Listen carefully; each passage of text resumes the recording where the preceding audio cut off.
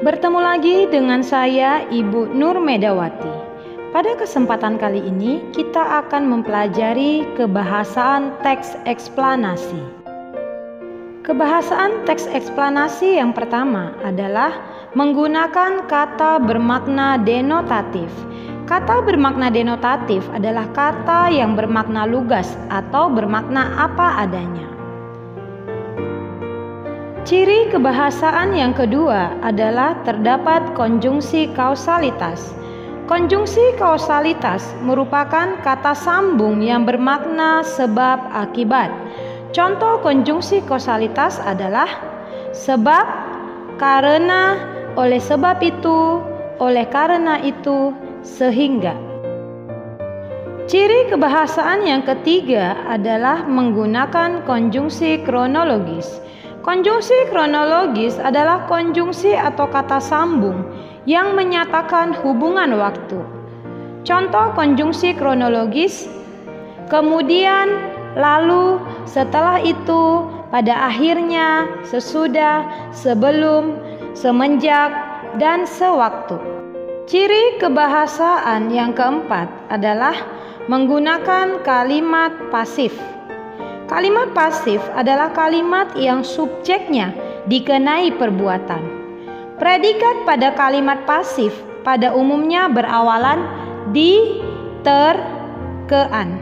Contohnya, gunung terbentuk karena lempeng bumi bergerak dan saling menabrak satu sama lain.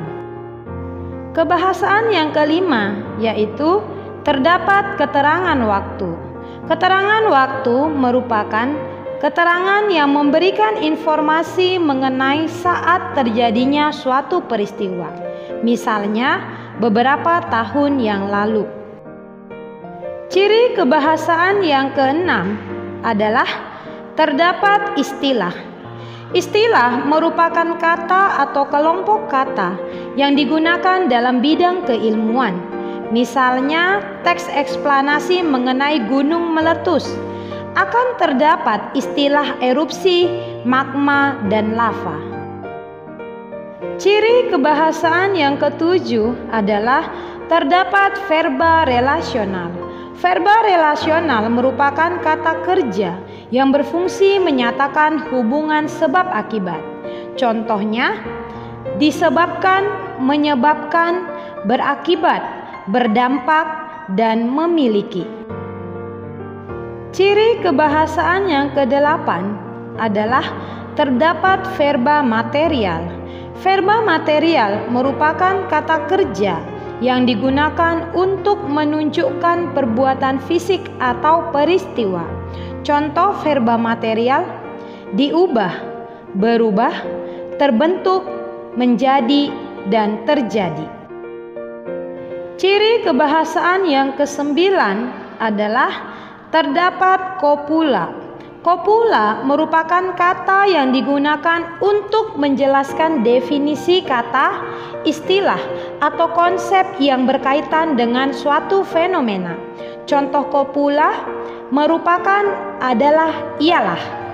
Indonesia merupakan negara kepulauan. Kopula dalam kalimat tersebut merupakan. Ciri kebahasaan yang ke-10 adalah terdapat kata ganti benda.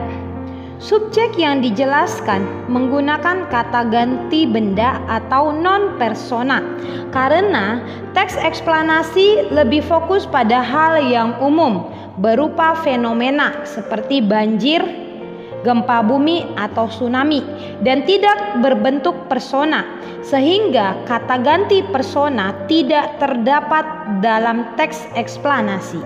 Contoh kata ganti benda: itu, ini, dan tersebut. Demikianlah pembelajaran kita pada hari ini. Bila ada hal yang kurang jelas, silakan anak-anak ajukan pertanyaan melalui kelas daring kita.